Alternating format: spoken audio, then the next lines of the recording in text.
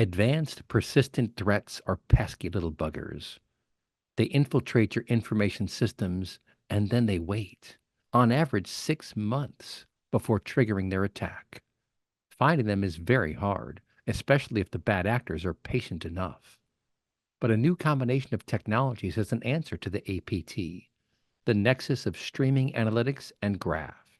Learn more on this episode of Future Proof. The future is here already. It's just not evenly distributed. Yet. Today's world teems with innovation. The nexus of hardware, software, and human ingenuity promises a revolution in possibilities. What does tomorrow look like? Witness Future Proof.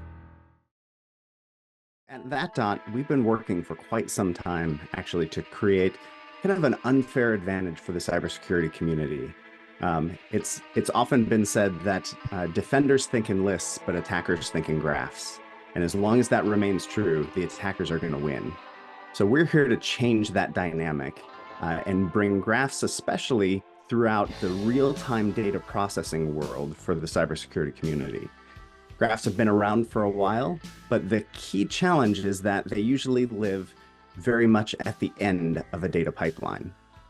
So data gets ingested and processed, and that data is the precious source of answers for cybersecurity questions because it's the logs of what's happening in real time. It goes through a pipeline to be processed and stored and transformed and interpreted. And through that whole process, it adds time and latency. And eventually you can get to the end of the process, and then there's some common tools available at the very end to do entity resolution and find the anomalies that are in that data stream. But that data stream then is significantly delayed, often by hours, if not more. Hours, sometimes days old data that finally gets analyzed and processed. And the industry often finds themselves in a place where they're describing what did happen in the past. And that's a far place from where we want to be in the real-time reaction in the cybersecurity world. So what that is doing is we've spent almost 10 years now working on some new technology that will take this data processing at the end of the stream and really move it up. Move it earlier in the stream so that those deep questions that can only typically be answered at the very end after lots of data has been processed, those can become answers in real time, a part of the stream. So while data is flowing, while it's coming in, you can understand what that data means, do entity resolution and anomaly detection to find what is strange, what should you be paying attention to, and get those answers in real time, in seconds or less, so that those answers are available to trigger other systems, to alert humans, or so that some of those answers can help be used for the sake of prioritizing what to look at and drawing human attention where it needs to be. And a key part of some of the capabilities that that has been developing can even take this a step further. So instead of just being back in the server farm doing processing as part of the data pipeline, because of the low resource usage for some of what we're talking about here today, you can actually even push this a step further and deploy this at the edge. And so doing early cybersecurity threat detection, smart data filtering out at the edge, where you're initially collecting that data, can really cut the time to answer and bring those answers much, much earlier in the data pipeline. So that's the key capability behind the technology and the products being developed at that. We actually go under two different product names for what we've done. Streaming graphs are really the starting point for our conversation today. The streaming graph is like a graph database, but we really don't use this database term. It does store data, but the key point, as we were mentioning, is in the pipeline, in the stream of data, do that graph reasoning and that graph analysis. So use it to detect complex patterns that help you find the signal in the noise and filter out that low value data. The second piece of the puzzle, using the streaming graph, we built a new AI capability that we call that.novelty. It will watch a stream of data and find what's unusual in that stream of data and tell you what you should be focusing on, with a ranking for how unusual it is compared to everything else and an explanation for why. Finding those unknown unknowns in the data set is the second piece of the puzzle. So the way we do this with streaming graph is that data streams in from the typical sources where it's commonly being caught and captured and begun to be processed. Data streams in, and immediately it can be used to build a graph. And that graph lets us understand the relationships between data. So instead of just being logged in a table where you could come back and query it if you knew where to go and what to look, and you could do lots of processing to join different tables together, the data in the graph gives us the connections. It tells us what else is nearby that's important. What else should we be paying attention to? And graphs have long been used in cybersecurity applications, but they've been known to be kind of slow and good for small offline toy problems at the end of a data pipeline. But with that streaming graph, we actually bring that graph-driven reasoning into the real-time nature of event-driven graph processing in the stream. So it's meant to complement the AI applications that are being used further downstream, help prepare their data, help clean their data, help find and focus the attention in the training phase so that those systems can be more effective at what they do. There's a lot of deep technical problems in doing this, like handling data that arrives out of order, because you're processing highly parallel, data is going to arrive out of order. Doing away with the time window band-aid that a lot of data teams have been managing, where you can process data if everything you care about arrives within a certain time window. That's a limitation that is artificial, but it's been the only way the industry's been able to limp by for a long time. If you're looking for a pattern and that pattern is spread out in time, and that time it's larger than your time windows, then it causes data loss, it causes you to miss results, and it's why you can't find key attacks that are being performed on the systems right now. And so with a streaming graph, we bring the ability to bear that can eliminate that perspective, that need for time windowing, and actually combine all the data together, connect it together, connect those dots so that you can see the bigger picture, and flex with the data sources that you have now and the next data sources that you need to add as time goes on. I mentioned the key piece of this puzzle is really about speed. The challenge for working with graphs has really always been that they're neat, they're useful, and they're powerful, but they're far too slow to actually be used in production in high volume situations.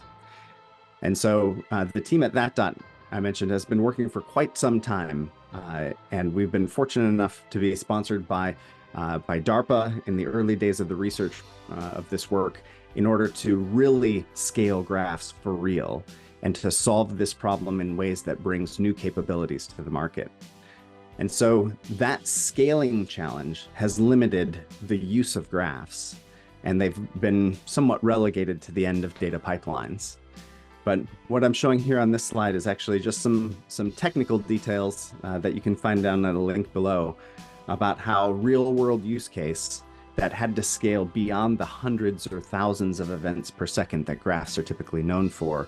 It had to go past 1 million events per second, and the system that processes it has to remain stable, like all these other data pipeline systems that you require and rely on for real-time updates.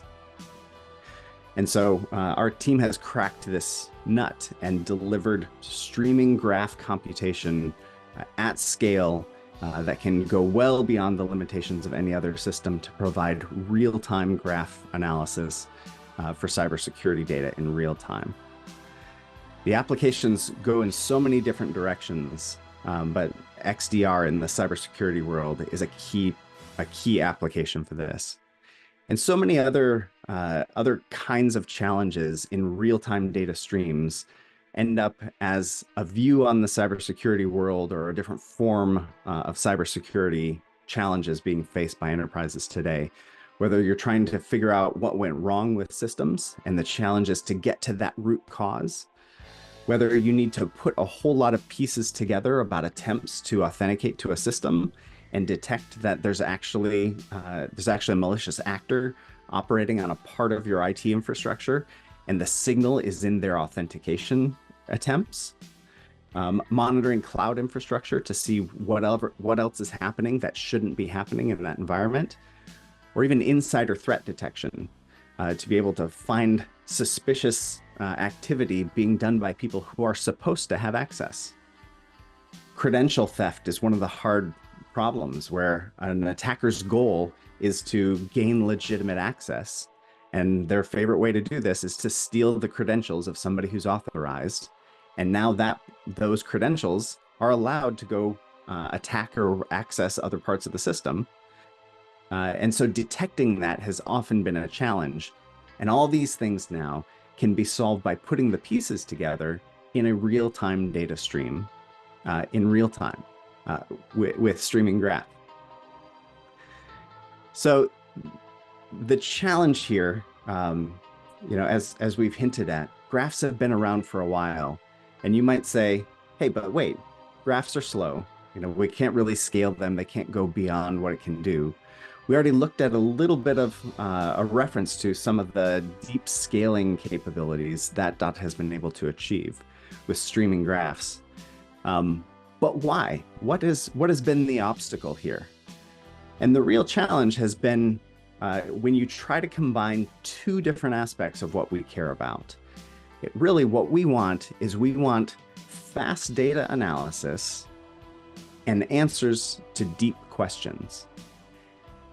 The combination of those two things is usually a trade-off that has to be made.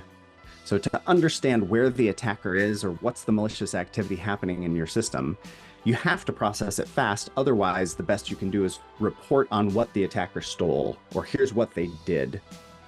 But if you have any hope of stopping a bad guy, then you need this deeper analysis that can actually put the pieces together and actually understand why this one particular event, say a process reading a file on a computer over in the corner, why that is actually the last piece of the puzzle for seeing the smoking gun for the bad guy's activity. That is a deep question. It relies on combining real-time data with what has happened historically in the past, potentially weeks, months, even years back into the past. Because attackers have learned that if you've got a little time window that you can analyze, maybe it's an hour, maybe it's a day, maybe it's a week, but if there's a time window, all the attacker has to do is spread out their attack beyond that time window. And then there's too much data for you to process, and you'll never be able to catch up to them. And so the key piece of the puzzle that Dot has solved is taking this deep processing for deep answers, combining it with real-time streaming capabilities to be able to put a graph in the stream. So plugging it into Kafka, plugging it into the sources of data that actually are collecting the raw logs from your enterprise environment, using that to build up a graph, and then monitoring that graph live and in real time so that patterns in that graph can be found immediately, can be streamed out without a human having to go query them, can be streamed out down to the systems that need to handle them and the analysts who need to take action. That is the key capability of a streaming graph, that it can monitor the connected data that's being built from live streams and turn it into a new capability about when something is happening that you need to pay attention to. We know the what, we're trying to find the who, we're trying to get to a why. All these question words are a key piece of understanding the attacker's activity in a system. What has been the important missing piece of the puzzle is when. So with that streaming graph, we can bring this deep capability to answer deeply insightful questions to real time and push out notifications that can finally tell an end user when. Now, because a picture is worth 1,000 words, I think a demo is probably worth 1,000 pictures. So let me pause with the slides here for a moment and pull up a live example. So here we're looking at that website, and that is the sponsors of the Quine open source website and the Quine open source project. Quine is a freely available version of the the streaming graph that you can try on your own. You can experiment with solving problems in real time. And that supports scaling this capability to endless data volumes. But Quine is a great place to get started because you can run everything that I'm about to show you, and you can experiment with how it works with your data and in your environment just by downloading the executable here, download this jar file, and then take a look at the recipes. Recipes are a package of configuration, and that package defines how it's going to be used, and that's the demo that I'm going to run for you right now. In particular, let's look at a really hard cybersecurity problem. So here's APT detection. An APT is an advanced persistent threat. This is about a sophisticated attacker who is live and inside the enterprise environment already. They're past your defenses, they're through the walls, now they're hiding out inside the castle basement. They know what they're doing, they're extremely well funded, and this kind of has a status of being full of despair, in that most enterprise CISOs and cybersecurity concerned leaders kind of give up in the face of an advanced persistent threat. But there's been a huge rise recently in this kind of activity, and especially in just the disruption capabilities that come from this. And being able to find an advanced persistent threat who's been in there for a while was impossible and now becomes automatic. Let me show you what this looks like. So here in the purple is, you don't have to read and understand this, but it's just the text of the configuration we're going to run. We're going to ingest from two different sources, and this will run just locally here on my laptop, but this can also plug into live Kafka services or Kinesis or other sources of data. It can run in an enterprise environment. It can even run forward deployed on the edge. But two different sources of data. One of these is going to be endpoint data, like what's happening on an endpoint in the enterprise environment, about what processes are running, what files do they access, what kind of network activity is sent and received from that machine. We're going to combine it together in kind of an XDR approach with a different data set. Network data. This network data is like flow data. It's what you might see from routers and other network devices. Combining those two things together can be used to build a connected graph where we can understand all the activity. And I'm going to show you a picture of this instead of walking through the text of it. But behind the scenes, there's running something that we call a standing query. That standing query, it continuously monitors for patterns in the graph. In this case, for indicators that there's something suspicious going on. And those indicators can draw our attention in real time. They can focus human analysts. They can trigger downstream systems. So let me go ahead and run this recipe. And as it starts up, it's going to start ingesting data. So you see those counters probably very tiny down at the bottom, but don't worry too much about that. What we're really going to look at here is in the exploration UI. Take a look at some data. We've got some file activity. So here's a process, number 7496, that wrote to a file over here. This is synthetic data, by the way, but it's based on a true story.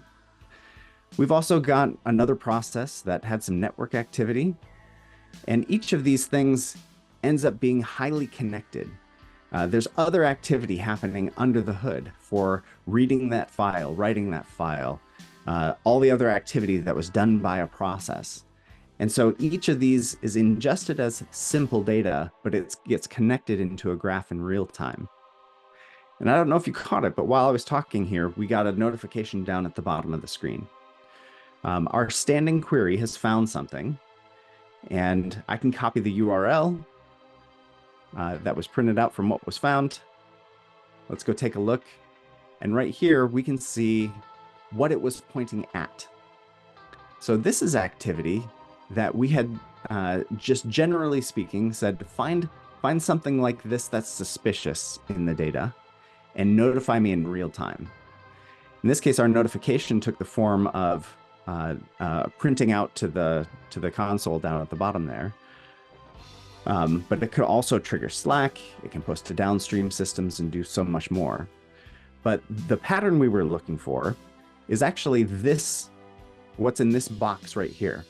This is a process, in this case, Excel, Microsoft Excel, that wrote to a temporary file. No big deal there. Excel writes to temporary files all the time. All right, and then also there's another process called NT-clean. It read from a temporary file and deleted a temporary file. Both those things happen all the time. So processes read and write to temporary files all the time, no big deal. What's special about this is that they wrote to, read from, and deleted that same file. That file became a channel of communication between Excel and this NT-clean process. So let's look a little bit further and understand what's happening here. Well, the file is read by Excel. We've got a spreadsheet that came in through email, and in this case, must have contained a malicious macro because that spreadsheet caused Microsoft Excel to read the user's private plans. Reading those private plans is the data that went into this temp file. That temp file was picked up later by this NT-clean process. Well, and then sent out the network. So the private plans from the user's document just went out the network once we put these pieces together. We can see that. So where did NT-clean come from? Well, this process was started by another process, SSH. That's a remote access process that is commonly running on servers and desktops all over the place. But in this case, there must have been a vulnerability because it receives some data on a local port. That connection came from an external IP, and now we can see exactly where it came from, this 171.117 address. So an incoming connection through SSH is what started this NT-clean process. It sat there just waiting until a spear phishing attack caused Excel to copy the user's private plans and write them into a temporary file. Then the APT picked up that temporary file and exfiltrated it. It exfiltrated it out from this local IP address to an external IP address at, wait a minute, that IP address is the same. Here's the smoking gun. We just watched an APT that got in early through a remote connection. Nothing necessarily suspicious about that. Those kind of connections happen all the time, but a process made an external connection, causing it to spawn this NT-clean process that sat and waited. It waited quietly until a spear phishing attack dropped a payload for it to pick up. It picked up that payload and sent it back out to the attackers who originally infiltrated through that network.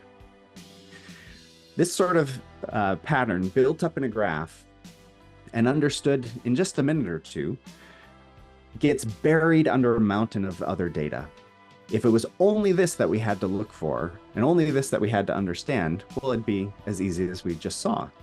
But the fact that this is buried in a huge mountain of data makes this an impossible task for most enterprise environments. And so it becomes the sort of thing that only much, much, much later, after the end of your data pipeline has finished churning through a lot of detailed analysis on this, could you actually find that in this piece of the puzzle, this is what really mattered and really signified something suspicious that you should take action on and monitor immediately.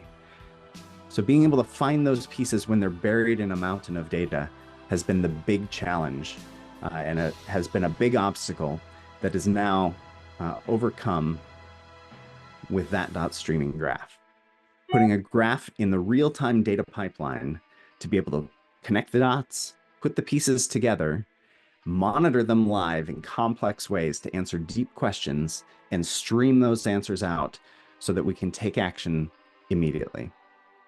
That's Hey, the Mark. unreasonable effectiveness of a Yeah. streaming graph in the enterprise data pipeline. It is an unfair advantage in the cybersecurity world. Yeah, sorry, Ryan. Real quick, are you capturing all that data from the network, or do you deploy in other places? I mean, if you can read what Excel is doing, for example, is that coming through the network, or where do you get that data? Yeah, that's typically endpoint data that is collected, in this case, something like a monitoring agent that most cybersecurity applications would deploy to collect that inside information about what is a computer doing. And they would collect it and oftentimes stream it out to be analyzed by another external system. Oh, I see.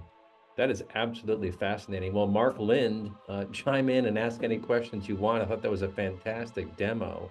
And it was really fun watching the graph get put together. And I love the way you were showing the different component parts and the steps and how you can kind of piece together, wait a second, why is this happening and why is that happening? But Mark, I'll hand it over to you. Take it away.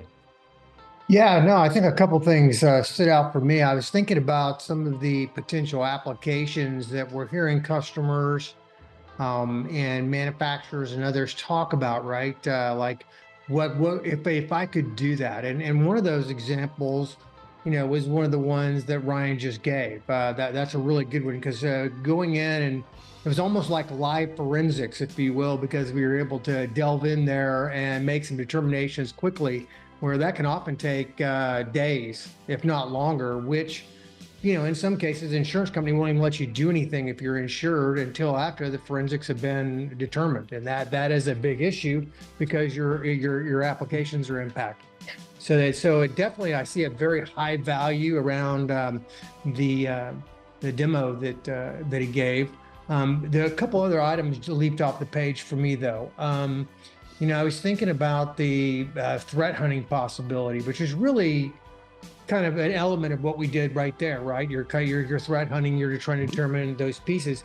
But I think one of the things is that a lot of times it's historical data written to the database, and then you have to, or the logs, and then you have to go in there and you have to go through that, and you're waiting for an alert. In this particular case, Ryan, we're not waiting for an alert, right? I mean, there's some significant advantages to not doing that. Yeah, that's actually a great point in that the what we saw there was kind of a laser focus on what matters and seeing the exact moment when it happened, like while data's ingesting. But a lot of times, some of the key capability for what's realized, let me bounce around a few slides here too, is thinking of that streaming graph inside a data pipeline to be able to pull in data from sources and push out data to other streaming sources or other downstream systems. There's also this subtle capability that unlocks huge potential.